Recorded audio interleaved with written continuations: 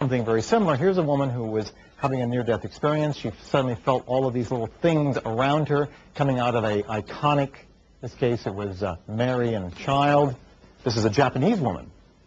Because remember, the human brain is remarkably similar across all 6 billion of us. We exaggerate the differences, but neurochemically, we're almost identical. So consequently, all of us will be prone to these kinds of experiences. We will go through the same stages because we are a singular species. We just exaggerate the differences. The actual picture looks like this. This is what she drew, what she saw, these little entities. Then she saw this. And then, of course, classic, you've seen this in most all cultures, a kind of window opens. It's sort of like the light at the other end. And, of course, you've all heard the very idea of the light at the end of the tunnel.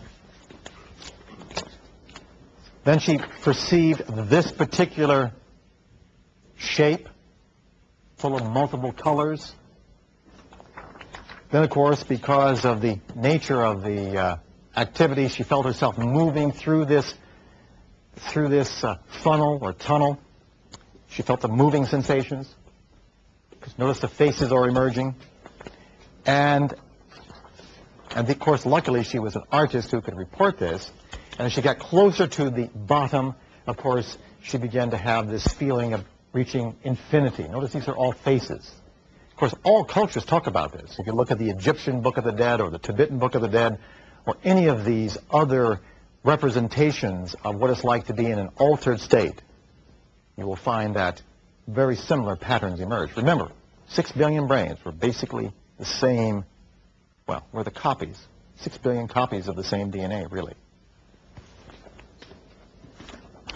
Now, one of the typical ways by which this is done is some of the drugs, for example, that involve serotonin. And some of the classic ones involved with serotonin include psilocybin, and it produces very specific kinds of patterns that you see the Aztecs used to imitate on their various designs, these intricate designs. And of course, lysergic acid amide, morning glory seeds. Morning glory seeds, and of course, LSD is one of the derivatives of that. Actually, it came from ergot. The one we're talking about as well is harmine, which is the Banisteriopsis in the western Orinoco Basin.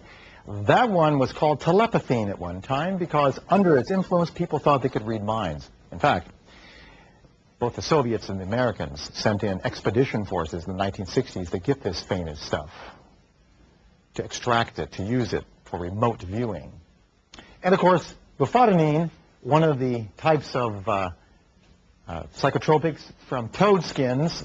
You probably remember Bubble, Bubble, Toil and Trouble, The Three Witches of Macbeth, the whole idea of witchery, the idea of using toad skin. Well, there is a clear hallucinogen contained within the toads. And if you ever watch Beavis and Butthead, you're too young for Beavis and Butthead? Remember the episode of them sucking on the toads?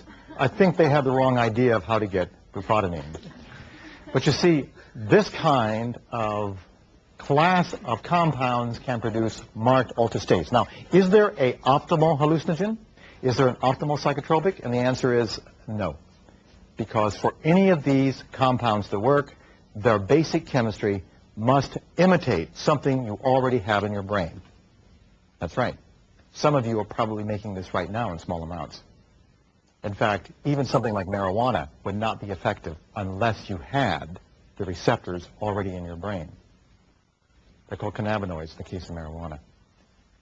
And of course, and you probably have guessed that there are substances you can eat that can stimulate the cannabinoid receptors, dark chocolate, but it would take quite a bit.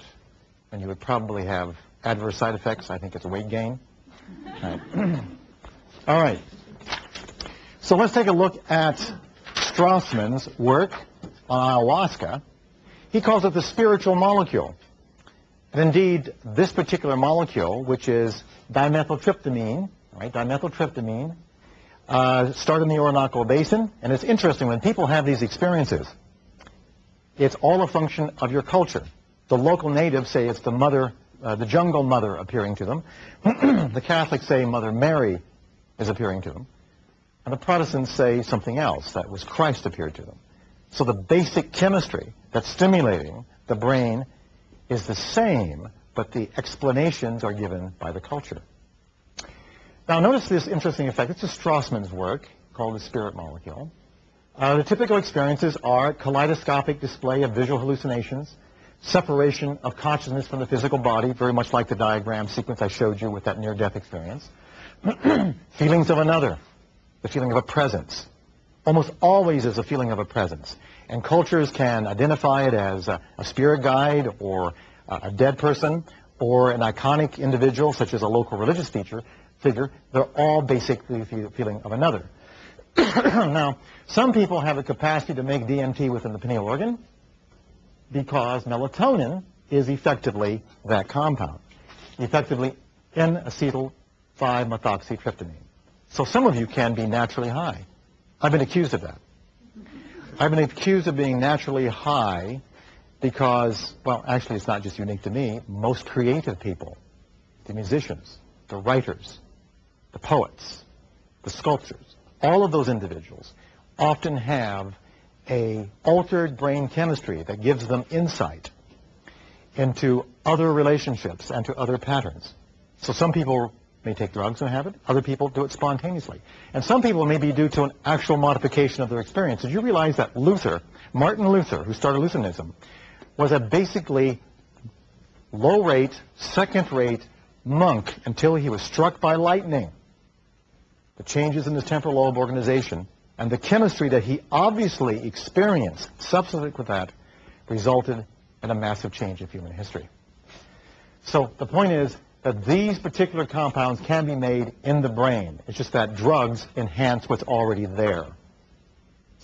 Themes of experiences: other planets, contacts with aliens, other dimensions, white spaces, places and people from the past, cartoon-like people. The same kind of sequence I mentioned for mescaline shows up in the ayahuasca sequence as well.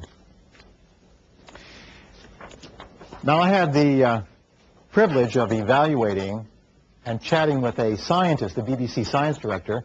As you know, very often we have visits from film crews and so forth on the campus that come to be stimulated by the helmet. And the helmet produces effects which are very, very similar because we imitate what the drugs do, what the compounds do, without any side effects. In this case, he reported what he had experienced down when he took Allega, which is the local name for ayahuasca. And he said, if I kept my eyes open, I would see people in the room. When I closed my eyes, I saw people and images floating as well as forces and colors emerging from people's heads. I experienced a male voice that said it was instructing me. It referred to we, the voice oriented along the right side of my body. Okay, ready? If the voice is located on the right side of the body, which part of the brain is being stimulated? Left side, left temporal lobe, exactly. It gives you the left temporal lobe being stimulated. There was an intense feeling of a presence. I attributed it to God. The Roman Catholics who were present, most of them Spanish descendants, attributed it to the Virgin Mary. The local tribal natives attributed it to the presence of the jungle mother. So remember, the experience, the basic pattern of firing is similar, except that the name and the attribution, the explanation, is a function of the culture. Now, he says, images were along my right visual field. Geometric forms with deep emotion were more perceptible along my left visual field. So perceptual along my left visual field means what? Right hemispheric. And usually geometric forms that show up over the left side, left visual field, because it's right hemisphere, spatial patterns associated with the right hemisphere, and more language being attributed to the right side. He heard a voice. We are your genes. The crystals that prevented access to knowledge have melted away, and now you have access to knowledge. The voices said they would give me a gift. The gift was total recall. Now, I don't know if that was before or after the Schwarzenegger movie, but the point is, very often your own experiences and your cultural experiences are incorporated into the phenomenon. When I asked the genes why people did not die after they had children, because after all, one of our primary purposes is to maintain this DNA sequence, the voices said, we too are electronic systems that have a life of our own. And a few days of nightly consumption of Allega, I could sit near somebody and just know all of the facts about the person. I felt I was reading other people's thoughts and hearing knowing events.